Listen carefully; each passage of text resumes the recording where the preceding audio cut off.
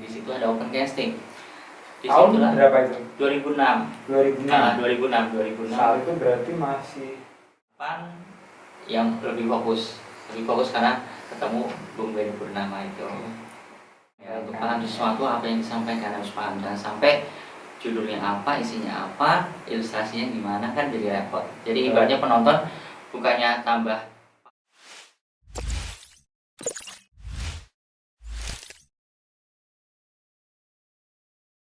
Oke, jumpa lagi dengan saya Bapak Muksid di program Movie Talk. Kali ini kita kedatangan tamu, ya, salah satu penggiat film juga di Kebumen yang fokusnya di bidang keaktoran. Selamat datang, Oki. Ya. Sehat, Ok? Alhamdulillah sehat. Oke, Oki ini dulu saya kenal aktif ya di kegiatan film, utamanya bidang keaktoran. Nah, boleh cerita sedikit, Ok nih, apa sih yang melatar belakangi kamu kok seneng nih di dunia keaktoran? Kan ini hal yang butuh mental gitu ya, gitu. Oke. Jadi curhat ya nanti ya. Curhat sedikit. Oke. Awalnya itu gini, ada unsur ketidaksengajaan waktu itu. Nah, karena awalnya itu mengenal dunia acting dari ngelamar pekerjaan dulu, sana sini itu nggak dapet. Akhirnya nggak sengaja itu buka-buka kayak koran, kayak majalah. Nah, di situ ada open casting. Tahun berapa itu? 2006. 2006. Nah, 2006. Saat itu berarti masih sekolah SMA atau udah? Kalau 2006 udah lulus. Udah lulus. Hampir 1 tahun. 1 tahun ya, 1 tahun. Iya. Nah, karena mungkin cari pekerjaan itu dari dulu susah. Nah, akhirnya nggak sengaja sekalian cari lowongan pekerjaan, ada open casting waktu itu. Nah, saya tertarik. Nah, mulai mengenal aktingnya di situ. Jadi awalnya niatnya cuma pengen casting, tapi ternyata dari tempat casting itu ada diklat aktingnya juga. Diklat akting. Jadi tentang perfilman itu ada pembelajarannya. Nah, saya langsung ikut salah satunya untuk kayak periklanan sama aktingnya. Nah, setelah mencoba ternyata tertarik, lebih nyaman lagi karena emang dari kecil itu emang suka nonton. Jadi ketika ada peluang masuk di dunia film, ya jadi lebih punya greget gitu loh. Nah, awalnya itu cuma iseng casting. Terus dari agensinya, dulu kan agensi ya, ya, betul. Terkenalnya agensi. Sekarang PH. Nah, menawarkan ini biar nanti bisa cepet bisa aktingnya, ditawarkan untuk diklat aktingnya. Nah, itu dulu malah barengan saya itu Andika Pratama. Oh, Andika. Andika Pratama. Ini Andika akhir. Andika Pratama. Nah, tapi gimana ya? Ada sedikit bikin nyesek. Waktu itu saya udah selesai dari diklat aktingnya, terus yang lain juga koreografer juga saya ikut, tapi dari pihak orang tua sama sekali nggak mendukung. Terus akhirnya saya kabur ke Kebumen lagi, pulang. Waktu itu dari Jakarta. Di Jakarta, Jakarta karena emang keluarga di Jakarta semua. Orang tua di Jakarta. Jakartanya mana? Kalau Jakarta Timur. Terus kalau orang tua pindah ke Bekasi. Nah, terus saya pulang nggak lama dari saya pulang itu berarti off-nya hampir 6 bulan mungkin. Hampir 6 bulan. Kakak telepon suruh nonton TV. Teleponnya kayak gini, Ki, coba sekarang nonton TV. Nah, emang kenapa? Itu yang di TV Andika Pratama teman kamu apa bukan, kayak gitu kan. Nah, udah kayak gitu ya saya cek, ternyata iya. Jadi pas saya cek itu film pertama Andika Pratama kalau nggak salah itu Butterfly, dan bikin video klip sama Melly Goeslaw kalau nggak Ya, salah. Melly Goeslaw. Nah di situ ngerasa bener-bener kecewa banget, ya nyesek banget. Nah akhirnya saya bangkit lagi. Nah akhir 2017 saya langsung ke Jakarta, walaupun nggak ke rumah orang tua, nggak ke tempat saudara, saya tetap punya keinginan harus lanjut di entertain. Akhirnya ngontrak tanpa sepengetahuan keluarga. Nah di situ sempat ketipu juga mas, sempat ketipu ikut agensi, katanya ada PH baru juga mau produksi. Akhirnya di situ ikut sana sini semua, hampir semua yang dikenal diikutin semua, masukin semua. Akhirnya ada namanya kalau nggak salah itu PH baru, nggak disebut ya. Nah itu mau produksi. Nah kebetulan saya ikut dapat peran ya lumayan, perannya lumayan. Bisa nggak cuma sebatas figuran gitu ya, dapat dialog karena peran pembantu utama waktu itu. Nah setelah itu selesai, ternyata emang dari PH baru tersebut itu harus mengeluarkan biaya jutaan. Nah di situ karena punya greget harus jadi di entertain waktu itu, emang ambisinya ke pemain sih ya, karena udah suka di pemain, dan karena udah belajar, ngerasa ya walaupun belum terlalu profesional gitu, tapi udah ngerasa saya siap gitu. Nah akhirnya selesai film itu, duit udah masuk, nggak tayang mas, nggak tayang. Itu tahun berarti setelah 1 tahun? 2018. 2008 ya, 2006an kamu mulai masuk ini, masuk 2008 mulai ada nih, mulai greget lagi gitu. Nah terus setelah selesai shot itu, saya nggak sengaja juga teman ada yang kenal, itu aktor senior, kebetulan teman Pong Harjatma juga, karena satu angkatan sama Rhoma Irama, terus Maria Belina itu satu angkatan. Nah saya diajakin ngobrol, ketemu, dan di situ alhamdulillah jadi nyambung mas. Sampai sekarang itu masih malah bisa dibilang saya ikut beliau itu dari 2008 sampai sekarang. Boleh sebut nama? Namanya Bung Benny Purnama. Benny. Dari keluarga Bitarjaya Purnama, gitu. Kan bisa dibilang dari kakak sampai Bung Benny itu emang semua sutradara sama aktor. Nah dari situ saya mulai mengenal film secara benar-benar seorang aktor. Jadi aktingnya pun yang tadinya sebatas akting karena latihan bukan dari basic film, jadi mungkin ya beda lah, walaupun sama, tapi dari cara aktingnya pun, nalurinya pun itu saya diajarin di situ. Nah akhirnya 2008 saya mulai aktif, bantu-bantu juga pas di lokasi, apa aja yang kira-kira saya butuh dan saya disuruh, saya aktif kayak gitu.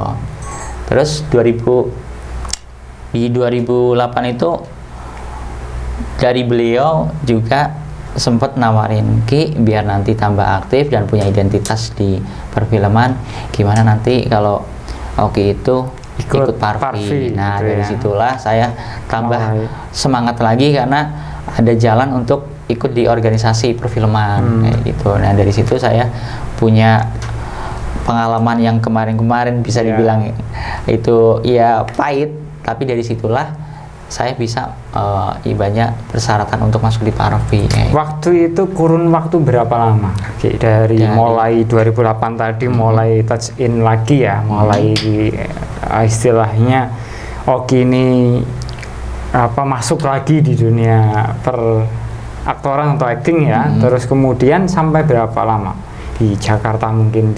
Oh kalau itu saya kan bisa dibilang hampir ya setengah tahun lah ya, setengah tahun off-nya. Terus gara-gara itu dapat kabar teman sendiri Andika Pratama yang belajar dari nol bareng lah, tahu-tahu udah jadi, ya itu berarti akhir 2007 saya masuk lagi. Nah terus 2008 yang lebih fokus karena ketemu Bung Benny Purnama itu. Terus untuk bisa masuk ke Parvi jarak 2 tahun kalau nggak salah mas. 2 tahun dari karena 2010-an ya. 2010 karena waktu itu pas kongres keberapa, itu pertama kali ikut kongres parfum. Dan di situ bisa langsung saat itu ketuanya siapa waktu itu? Yeni Rahman waktu itu. Masih Yeni Rahman. Yeni Rahman. Ya. Jadi senior gitu. Diusahain sama Bung Benny, terus untung dari pengalaman saya ikut shot sana sini kan, karena awalnya juga ngalamin figuran Mas, pasti sana sini ikut ya. Ikut apa aja, yang penting pokoknya dapat pengalaman, dapat teman di situ buat belajar juga. Nah, dari calling itu kadang ikut di sini ya Mas, ikut di sini. Nah, itu saya kumpulin emang, karena emang dari saya pribadi itu nggak bisa buang yang kira-kira itu kayak sejarah gitu, walaupun cuma sebatas misal kwitansi, misal honor atau apa, itu pun saya simpan. Waktu itu honor? Ya kalau untuk di figuran ya, waktu itu 2006 mulai figuran. Ya. 2006 itu transport 25.000. Tapi bersihnya 20. Figuran.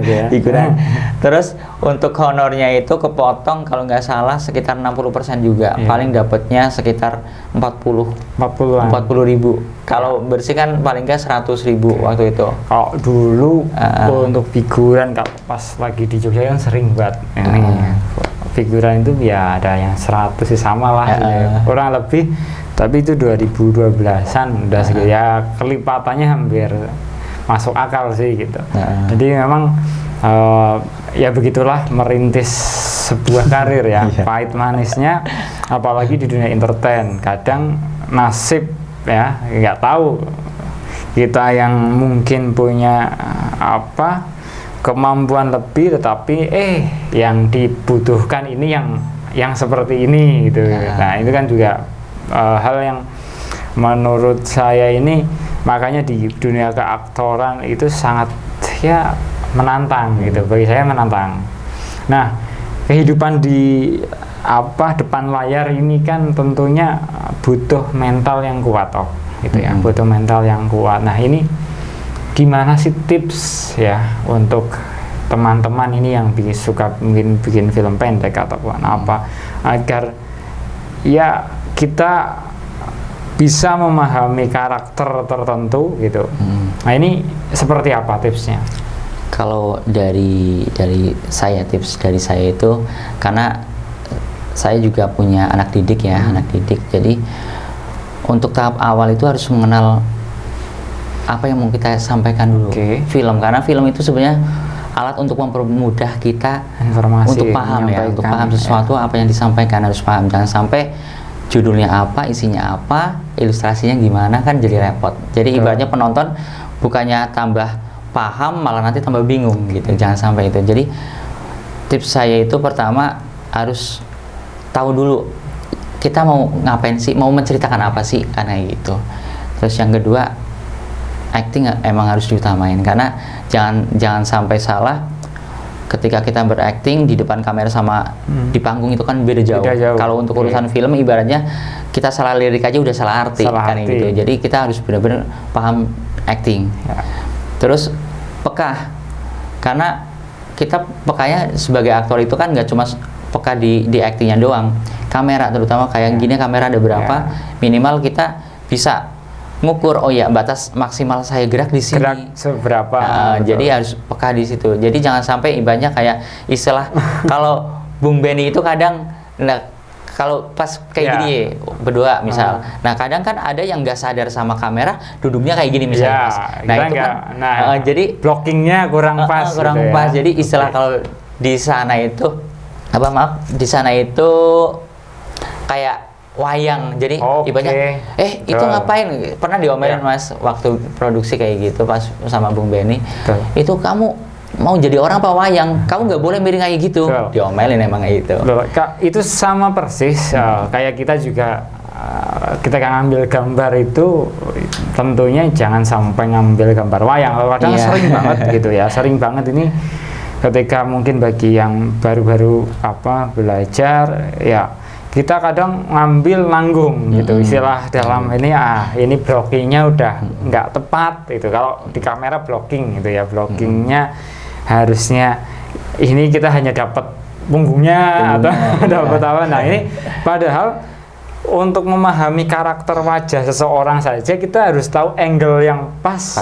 Ya, untuk ini wajahnya kalau dari samping, dari ini lebih menarik nih, kadang seperti itu. Nah, ini salah satu tadi tips dari Oki ya. Tadi ada kita paham harus apa informasi yang mau disampaikan, intinya apa gitu ya. Terus tadi kita juga harus tahu ya, peka salah satunya.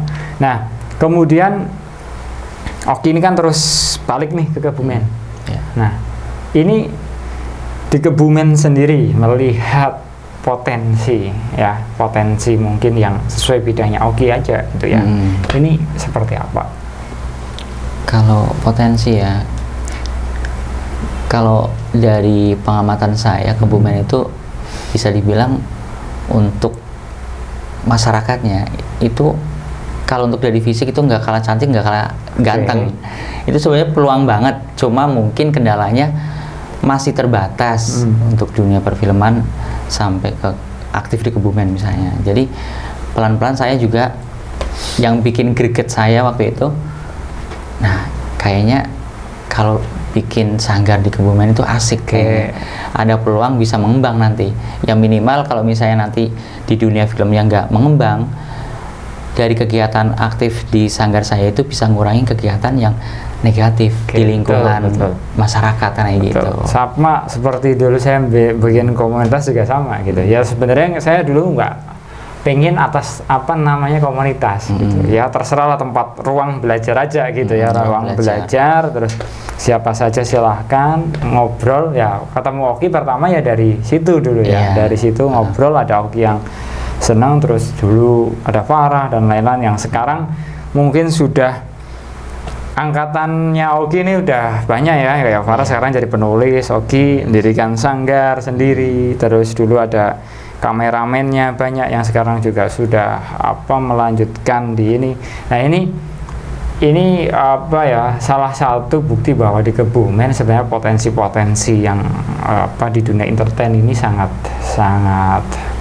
besar gitu ya, sangat besar. Dan ini tinggal bagaimana istilahnya menemukan formula lah yang pas, bagaimana entertain di Kebumen ini bisa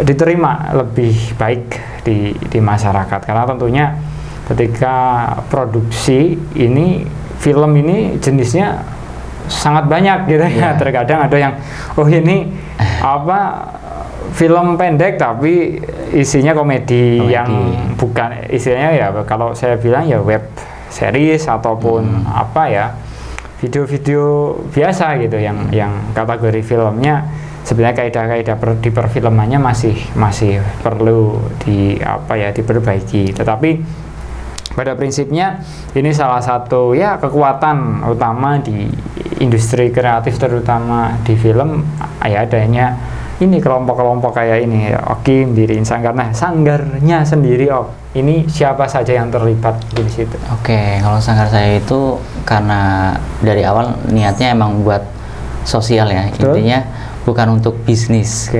Jadi itu untuk siapa aja, monggo, walaupun namanya itu kan Sanggar Kreasi Anak Kebumen, Oki Production lah gitu ya.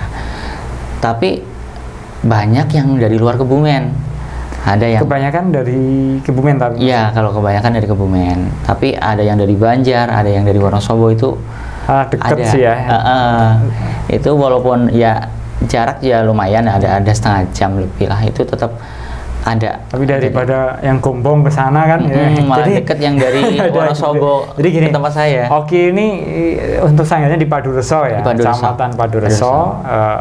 Oki di situ sendiri atau dengan kru siapa mungkin yang terlibat? Berapa orang yang istilahnya di dalamnya? Kalau awalnya emang sendiri, jarak berapa tahun itu emang sendiri, karena dulu masih bingung cari teman yang bisa editing. Betul. Terus teman yang bisa ambil gambar itu masih susah waktu itu. Jadi jarak berapa tahun itu emang saya sendiri. Mulai ada tim itu 2017 itu mulai ada tim. Jadi saya dikit-dikit ya sebisa saya yang ngajarin editing tuh kayak gini, ngambil gambar minimal seperti ini. 2017 itu dapet tim untuk pengambilan gambar sama editing, jadi mendingan Mas bisa napas lah gitu. Awalnya ya sendiri semua Mas. Terus kalau sanggar saya itu emang fokusnya di acting. Di film. Ya semampu saya bikin ya dikit-dikit dapat ilmu di Parvi di Jakarta, ya saya tularkan ke teman-teman gitu. Terus di dalam berkegiatan ya gitu, ini kan hal yang mungkin baru lah ya sebenarnya nggak baru kalau bicara tentang teater ataupun sanggar itu sebenarnya di Indonesia atau di Kebumen sendiri zaman dulu ya banyak sekali kan pertontonan yang seperti itu ya, tontonan ya seperti itu. Cuma di era-era sekarang kan sudah sangat jarang, apalagi teater gitu ya. Teater saya ya susah juga menemukan di Kebumen teater, padahal menurut pribadiku ini teater ini salah satu yang ya bagaimana untuk memunculkan aktor-aktor yang istilahnya baik gitu ya, yang tadi, karena misalkan nih ini kita lagi bikin film A, nah Oki berperan jadi antagonis di situ, tiba-tiba besok di B harus jenaka, harus apa, ini kan kalau nggak dilatih dengan seni ini susah juga gitu ya, susah juga, karena kebanyakan, makanya kalau saya lihat ya aktor-aktor ya di sini memang masih jarang gitu ya, di Kebumen masih jarang yang aktor ini. Artinya untuk perubahan posisi bikin karya film yang misalkan fiksi yang banyak sekarang jadi tokoh ini, besok jadi ini, pendalaman karakternya itu masih jarang di Kebumen yang masih itu. Nah ini tantangan tersendiri bagi Oki ini seperti apa ketika menghadapi ya anak-anak yang mungkin ini dunianya mereka yang baru gitu, walaupun ini zaman dulu sudah pernah ada gitu ya. Kalau saya itu untuk acting ya, karena yang barusan dijelasin Mas Fadol itu emang susah, karena acting yang sebenarnya itu kita bisa langsung dengan instan menguasai karakter yang mau disampaikan, mau dibawain sama kita gitu. Jadi jangan sampai mau karakternya si A si B tapi yang baca A sama aja. Itu sama aja, kita seringnya cuma seperti itu saya. Jadi nanti malah kesannya kita cuma membacakan dialognya si A si B kayak gitu. Nah sebenarnya kalau acting itu bisa langsung adaptasi, oh ini karakternya harus kayak gini, harus galak, harus kayak gini. Nah itu butuh benar-benar ekstra latihan, karena untuk acting itu nggak bisa secara instan, kita harus memahami karakter manusia itu kayak gini harus dipahami. Misal anak-anak misal umur baru SMP misalnya, pelajar SMP misal tahu dapat peran harus jadi seorang guru. Nah itu kan seharusnya belum waktunya, tapi dengan adanya dilatih acting jadi pemahaman karakter, oh jadi seorang guru harus tahu, oh jadi misalnya wibawanya sekian, oh jaimnya di depan orang sekian. Nah itu harus tahu. Jadi ketika nanti udah mengenal karakter seperti itu, jadi anak-anak ada gambaran, oh ya kalau guru kayak gini, oh kalau dokter lebih kayak gini lagi. Nah pemahaman karakter dulu Mas paling. Saya masih ingat dulu ketika produksi gitu, senyum aja lebarnya seberapa itu ada maknanya gitu ya, ada makna ini harus ketika senyum ini segini, ini harus senyum yang ini ya tentunya sangat, ini wilayah yang sangat, makanya bagi saya ini yang paling susah gitu karena memang ilmu ini satu kita ada bahasa semiotik istilahnya kalau dalam seni ini yang itu digambarkan dengan gerak, dengan mimik ya, dengan gestur dan lain-lain ya. Ini tentunya jadi hal yang baru bagi teman-teman yang mau belajar film, terutama di bidang aktor. Mungkin bisa lah ini dengan Oki ya, belajar bareng dengan Oki. Nah terus kesini Oki ini apakah ada kegiatan lain nih, kegiatan di sanggar seperti apa mungkin dalam waktu dekat atau yang sedang baru-baru ini dikerjakan? Oh paling karena COVID ya, jadi bisa dibilang ya mau nggak mau kena dampak juga sih, walaupun sebatas cuma latihan atau gimana tetap kena dampak. Terakhir kemarin habis produksi malah Mas, habis Oke. produksi sengaja kemarin ambil kolosal. Kolosal.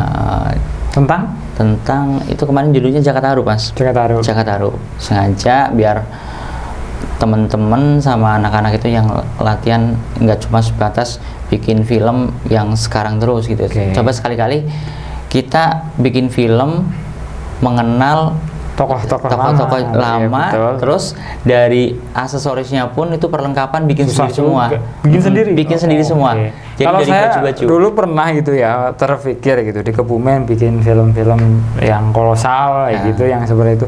Tapi kostumnya di Kebumen. Iya, emang kostumnya Ya. susah. Ya kalau kita bicara istilahnya film-film kolosal itu kan, kita kembali lagi ke kostum, ke ini. Oh di Jogja atau di ini kan banyak gitu ya, banyak persediaan sewaan kostum ya seperti itu.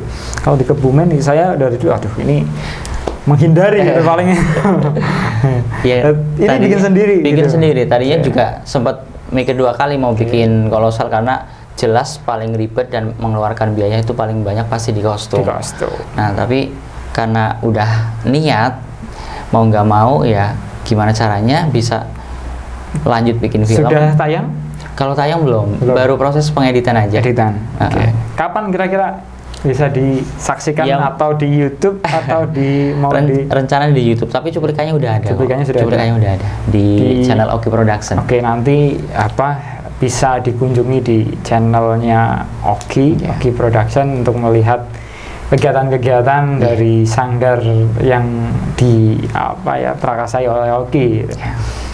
Oke, terus ini kan melihat ya tren ya. Ini lagi kita di dunia entertain juga harus melihat sebuah tren gitu ya. Tantangan yang saat ini mungkin dihadapi oleh Oki, terutama dalam melatih sanggar ini apa? Tantangannya Iya. tantangannya paling gini. Kalau untuk sekarang itu bisa dibilang kamera udah kayak alat rumah tangga ya. Iya. Jadi hampir siapa aja itu pasti punya kamera walaupun pakai handphone gitu. Tinggal si pemegangnya siapa kan Betul. gitu. Misalnya separah-parahnya cuma pakai handphone, tapi kalau yang megang emang paham kamera itu Betul. pasti bisa jadi karya besar kan gitu. Paling tantangannya ya banyak pesaing sekarang. Oke. Banyak pesaing ya, walaupun misal dari penggarapan mereka belum standar film yang diharapkan dari Kebumen ya, misalnya dari pemerintahan Kebumen, tapi seenggaknya udah pada aktif, udah pada punya produksi sendiri-sendiri. Jadi ibaratnya saya mau bikin produksi bisa kalah sama yang udah aktif Oke. sebelumnya gitu kan gitu. Paling kendalanya di situ. Betul. Ya, salah satu ya ini merupakan bentuk bagaimana dunia perfilman di Kebumen ini berkembang ya. Menurut saya salah satunya ya munculnya banyak sekali generasi-generasi muda yang mau belajar kaitannya dengan film. Nah, Oki ini menurut saya adalah salah satu orang yang menekuni hal yang mungkin usianya itu waktu itu tergolong di Kebumen ya. Ini di Kebumen ini sangat jarang aku mau terjun ke dunia entertain, fokus ke aktoran ini mungkin jarang kalau zaman tahun-tahun segitu. Iya, gitu ya. Jarang banget lah saya menemukan itu. Tapi gitu, dengan semangatnya saya rasa sampai saat ini gitu ya, bahkan sekarang mendirikan sanggar ya, melatih di sana ini salah satu yang menurut saya ini sangat ya menarik dan bisa menginspirasi kita semua gitu ya. Bagaimana hal-hal yang sebenarnya ini salah satu bagian dalam sebuah industri yang besar gitu, yaitu memanajemen sebuah seorang aktor ataupun kelompok pemain gitu ya. Ini kan yang manajemen SDM SDM manusia ini salah satu yang berat itu ya, di dunia film. Nah ini sudah ada di Kebumen melalui sanggarnya Oki. Mungkin bisa teman-teman di sini yang mau belajar silahkan di Padureso. Setiap hari apa? Sebenarnya fleksibel sih. Cuma kemarin-kemarin sebelum ada COVID itu hari Senin, Kamis sama Minggu. Senin, Kamis, sama Minggu. 3 hari ya. 3 hari 1 minggu. Oke, di sana tentunya banyak hal yang bisa dipelajari ya. Dari situ terakhir ini sudah berapa tahun berarti ini mulai didirikan. Sampai 2017 tadi ya sekitar atau sebelumnya masih. Oke. Sampai sekarang ini mungkin ada nggak nih anak-anak yang meneruskan gitu di situ? Kalau berdiri sebenarnya saya ngerintisnya dari 2011 ngerintisnya, dapat SK dari Dinas Pendidikan dan Pariwisata. Dulu kan Dinas Pendidikan dan Pariwisata kalau nggak salah itu tahun 2013 kalau nggak salah. Di SK kan waktu itu? Iya, di SK dapat SK ya waktu itu. Waktu itu SK-nya apa itu? Ya SK-nya tentang sanggar kesenian gitu, tapi emang fokusnya ke acting gitu, ke acting. Terus sampai sekarang ini sudah berapa generasi atau yang masih generasinya udah banyak banget ya Mas. Soalnya kan kebanyakan pelajar, jadi misalnya setelah ya itu pelajar ini setelah selesai lulus kadang ada yang masih di situ, ada yang udah merantau, ada yang misalnya sekolahnya jauh di luar kota kan paling ngerasa kehilangannya di situ. Tapi kan mungkin ya insya Allah dari bekal yang udah didapat, karena acting itu kan mental sebenarnya, yang dibangun itu mental. Biasanya itu kepake di luar di luar sekolah atau di lingkungan sekolah pun itu sangat bermanfaat, karena kebanyakan yang ikut di sanggar saya itu aktif di OSIS-nya, karena yang rata-rata kalau bisa acting pasti berani ngomong kan kayak gitu. Jadi manfaatnya paling di situ Mas gitu. Kalau untuk batas usia sebenarnya nggak ada batas usia untuk belajar di sanggar saya sih, tapi karena misalnya di bawah PAUD kan nggak mungkin ya, paling saya untuk minimalnya itu ya TK lah. Kalau untuk usia ke atas itu nggak membatasi Mas, karena di dunia film jelas membutuhkan dari anak-anak sampai orang dewasa kan gitu. Terakhir ya, kali pesan ataupun ya untuk teman-teman, kata-kata untuk teman-teman di Kebumen gitu, apa yang mungkin mau disampaikan untuk anak-anak Kebumen yang mau belajar di dunia acting? Pesan saya itu yang jelas, kalau mau mengenal bahkan menguasai acting itu jangan setengah-setengah, karena apapun kalau misalnya kita setengah-setengah itu nggak bakal dapat hasil yang memuaskan atau hasil yang maksimal.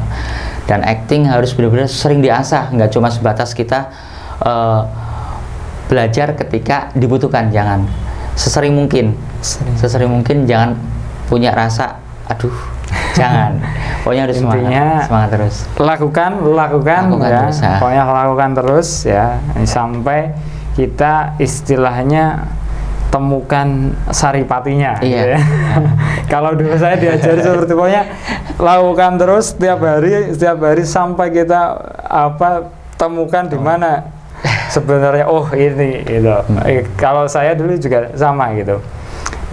Pokoknya dari latihan yang dari hal-hal yang mulai dari sederhana sampai akhirnya ya sedikit-sedikit ya sekarang bisa gitu ya mengenal dunia perfilman ataupun dunia videografi. Nah ini kita terima kasih sekali Oki sudah berkenan gabung bersama kita itu, walaupun ya dulu Oki ini juga salah satu anggota ya yang terlibat di Kebumen Movie komunitas. Dulu kita programnya Kebumen Movie Camp, karena di situ seperti kita kumpul itu ya. Ya saya menganalogikan seperti itu untuk ayo kita ngobrol ngumpul. Nah sekarang sudah berapa generasi. Saya rasa ini juga suatu hal yang turut membahagiakan bahwa Oki juga sudah tadi mendirikan sanggar di Padurusosana, sudah berhasil merintis di sana. Semoga banyak hal-hal baik yang dapat ditularkan di sanggarnya Oki ya. Ke depan perfilman di Kebumen lebih berwarna lagi, lebih dapat diterima oleh masyarakat tentunya. Oke, cukup sekian, terima kasih. Sampai jumpa di Movie Talk yang akan datang. Terima kasih Oki. Oke. Oke.